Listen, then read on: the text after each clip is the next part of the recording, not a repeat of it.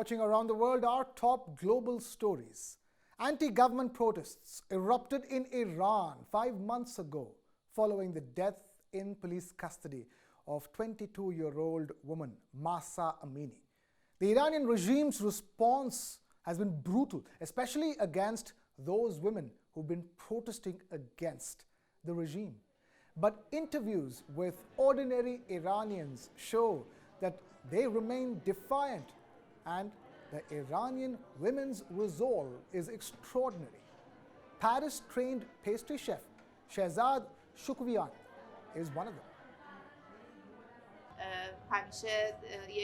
As women, we always face many challenges. We're living a fake life on a daily basis. We're not being ourselves. For women, there is always a dual life where there is a real life inside the house and another life in public.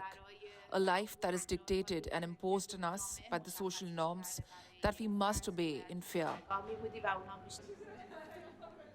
Shehzad's colleague Minu Fad, a young cook, says she senses some changes in the lives of Iranian women. I feel women showed a face that they hadn't shown before and made men realize that the environment around them is very influenced by women. Maybe these events made women show more of what was really inside them, which has a lot of influence. Retired teacher Humaira Yavari says that the younger generation doesn't have much patience to deal with all the problems anymore.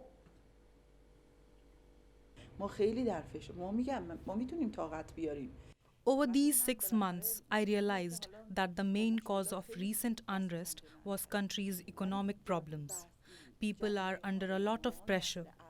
Unlike us, the new generation doesn't have much patience to put up with problems.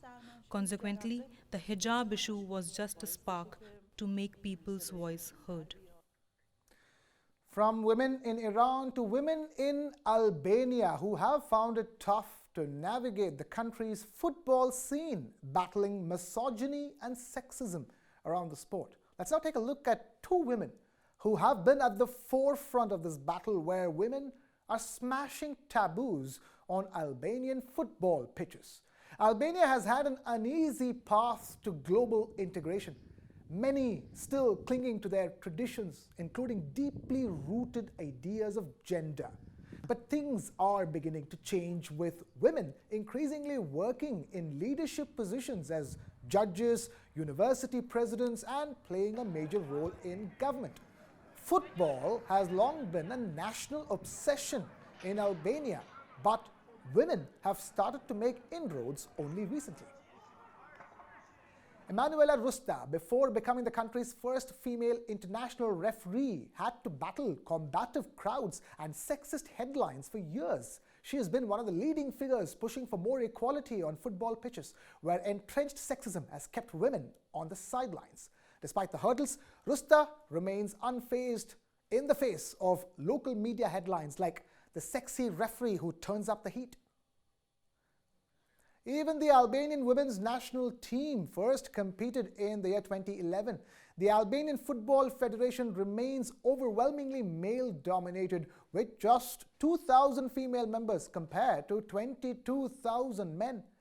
To support her career, referee Rusta works as a physical education teacher at the high school in her hometown of Elbasan in Albania and trains in the afternoons. One has to fight hard to be accepted, but to be accepted, one has to shatter the glass ceiling for women. The key to success lies with the Albanian women's team as well, who have managed to break the myth and prejudice that football is only a male sport. Here, a crucial name to their recent success story has been of 26-year-old striker Megi Doci. Originally from a poor village in northern Albania, she took up football against her mother's wishes and moved to Tirana at the age of 12 to pursue her passion. Now, she admits that things were not easy, even as she racked up impressive accolades, including prizes for best striker and most valuable player. She regularly trains 4 hours a day with men who are often surprised by her presence on the field. Even if I fell, suffered, tears rolled down my face, in every circumstance, I chose to stand up and fight hard. Women footballers are paid almost half as much as their male counterparts, with their average salary fetching just €400 a month. But while many hurdles remain, the path ahead is certainly taking shape. A few years ago, women's football was almost a taboo entirely. The women have won that battle for starters. Moving on, but staying with women and sport, Altinha. Many know Altinha as a beach sport dominated predominantly by men in Brazil. But not anymore. Make way for some women sporting enthusiasts who are, quote-unquote, keeping the ball high. For decades, Altinha has been played on the beaches of Rio de Janeiro in Brazil. But as the beach reopened post the pandemic, it saw a distinct change. Women were spotted taking that ball high on their heads. Altinha is a sport that has players standing in a circle throwing a ball at each other, and the challenge is to keep the ball in the air. Now the players can use any part of their body except their hands to prevent the ball from dropping. To encourage women and to boost their confidence, many Altinha schools are enrolling women to train them in the sport. And according to the local trainers, women make up about 60% of the school's trainees now. The majority of our students are women here. There is great demand for these classes to develop techniques and trust to be able to play. The growth of women in this sport is staggering. Started in 2021, Empoderalta is a only women Altinha school in Rio de Janeiro. Set up by Lorena, a physical education teacher who keeps herself busy training women for Altinha from 7 a.m. in the morning until 9 p.m. in the evening. The fact that we don't have men here, unfortunately, turns out positively. It becomes more productive. The women feel more at ease to be themselves, to face the challenges, to make mistakes, and to try again. Shifting focus from women away to Donald Trump and the Republicans. Why is the Republican election machine imploding? As the 2024 US presidential race kicks into gear, local Republican Party organizations in many parts of the US are imploding. These groups have been hit by rebellions, infighting, and court battles that could damage the party's chances of winning back the White House. The reasons for this infighting are many. In Las Vegas, Nevada, Republican activists want to recapture the party from a local leader who backs former President Trump's false election fraud claims. In North Carolina, party activists are seeking to push and punish Republican Senator Thom Tillis for his support for same-sex marriage rights. And the list goes on. Strategists and officials from the party have warned that this internal war in electoral battlegrounds and early primary states risks turning off American voters and donors.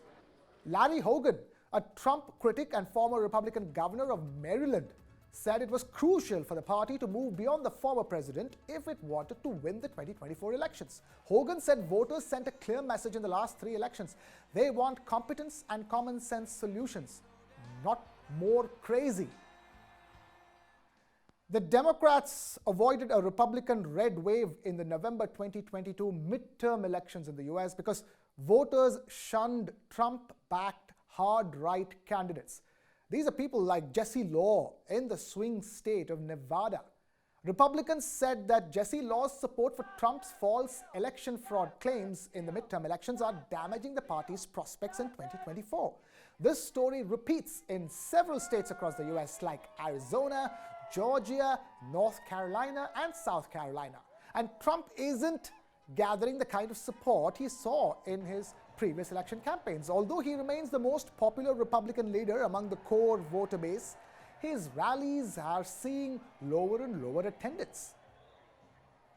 And Donald Trump's hatred for the other leading Republican probable, Ron DeSantis, is not helping. Though there are chances that the party might reconcile differences and mount a united attack in 2024, signals now indicate that the Republicans have a really rough road ahead.